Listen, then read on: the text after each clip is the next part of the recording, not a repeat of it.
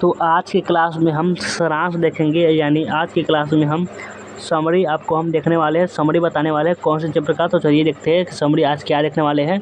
तो आज की क्लास में जो आपका क्लास ट्वेल्थ आपका जो हिंदी है, उसका हम क्या देखेंगे। तो आपका हिंदी है तो उसमें जो आपका पदखंड यानी आपको इस पदखंड को काव्यखंड भी बोल सकते हैं। काव्यखंड जो आपका है काव्यखंड, उसका हम चैप्टर नंबर कितना है, तो ये आपका चैप्टर नंबर 8 है। यानी चैप्टर का नाम क्या है, चैप्टर का नाम है आपका ऊषा। तो ऊषा जो चैप्टर का नाम है, इसका हम क्या देखेंगे वाले हैं, तो इसका हम सारांश देखेंगे। आपको सारांश जो आपके बोर्ड एग्जाम में कितने मार्क्स में पूछे जाते हैं, आपके 5 मार्क्स के आपके पूछे जाते हैं बोर्ड एग्जाम में। जो आपका कैसे क्वेश्चन में आएंगे, तो दीर्घोत्तरीय क्वेश्चन में पूछे जाते हैं। दीर्घोत्तरीय क्वेश्चन में ज़्यादातर ये पूछे जाते हैं आपका क्या, सारांश दीर्घोत्तरीय प्रश्न में। यानी ये आपका देखना बहुत ही इम्पोर्टेंट हो जाती है, दीर्घोत्तरीय क्वेश्चन में ये पूछे जाते हैं।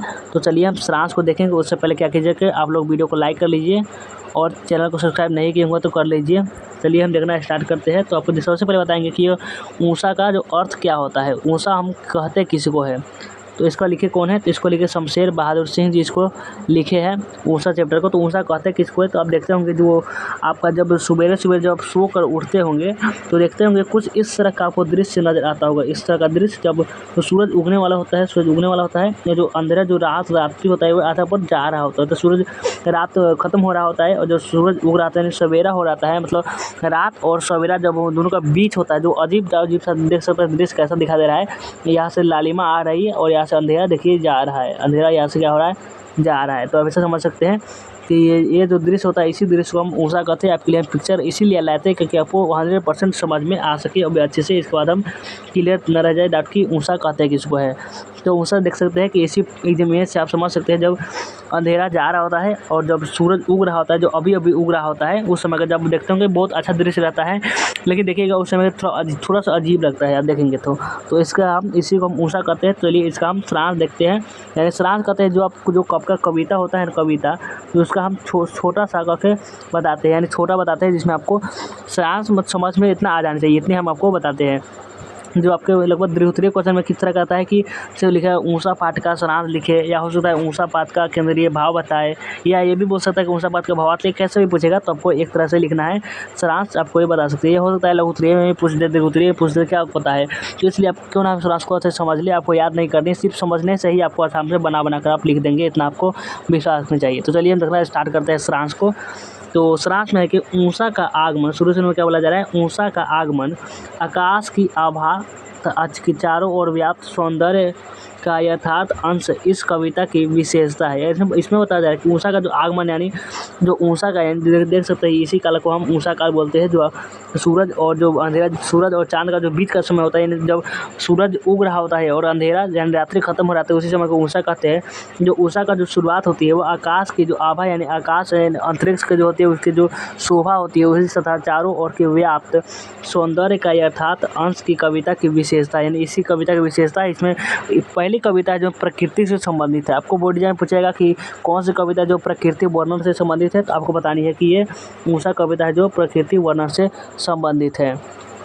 तो आगे है कि आपका आगे क्या बोला जा रहा है, आगे आपका है कि सूर्य के आगमन के पूर्व का समय ही ऊषा काल कहलाता है। आपको हम लिख भी दिए हुए कि किसको कहते हैं, सूर्य का जो आगमन होता है, सूर्य जब उग रहा होता है, जो हल्का हल्का जब सूरज की लालिमा आ रही होती है, तो उसी का पहले का जो समय होता है उसी को हम ऊषा काल कहते हैं।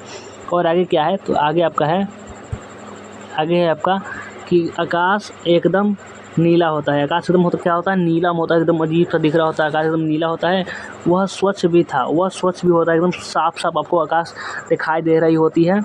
और उसकी नीलिमा के मध्य एक उजाला हल्के रूप में झांकता सा दिखाई देने लगा, और उसमें एक सूरज की जो पीली पीली जो किरण आ रही होती है वह दिखाई देने लगता है। उस प्रातःकालीन बेला में आकाश ऐसा आभासित हो रहा होता है, ऐसा लग रहा होता है, जो अंतरिक्ष होता है वे ऐसा लग रहा था अजीब टाइप का। तो ऐसा आप दिन में नहीं देखने को मिलेगा, नहीं रात में देखने को मिलेगा, सिर्फ उसी समय में आपको जरूर। आप सवेरे आप उठिएगा, लगभग आप इस रात में अभी 4:30 या 5 बजे आप उठिएगा तो देख सकते हैं आपको कैसा दिखता है। उस प्रातःकालीन जो आपको आकाश में ऐसा आभासित हो रहा था मानो राख से लिपा हुआ कोई गीला चौका हो, यानी ऐसा लगता है कि आकाश इतना काले दिखता है ना कि कोई राख से लिपा हुआ हो, और उसमें जो होती है थोड़ी थोड़ी सूरज उगने पर जो हम इजोर आ रहा होता है, जो उजाला हो रहा होता है वह दिखता है। तो उसमें और फिर सने सने पूर्व से हल्की लालिमा झलक उठी और ऐसा लगता है कि वो राख से लिपा हुआ है और छोटे छोटे राख से लिपा हुआ वो हट रहा है, ऐसा दिखाई देता है अंतरिक्ष यानी आकाश। उस क्षण आकाश का स्वरूप एकदम बदल जाता है, एकदम बदल जाता है आकाश का रंग।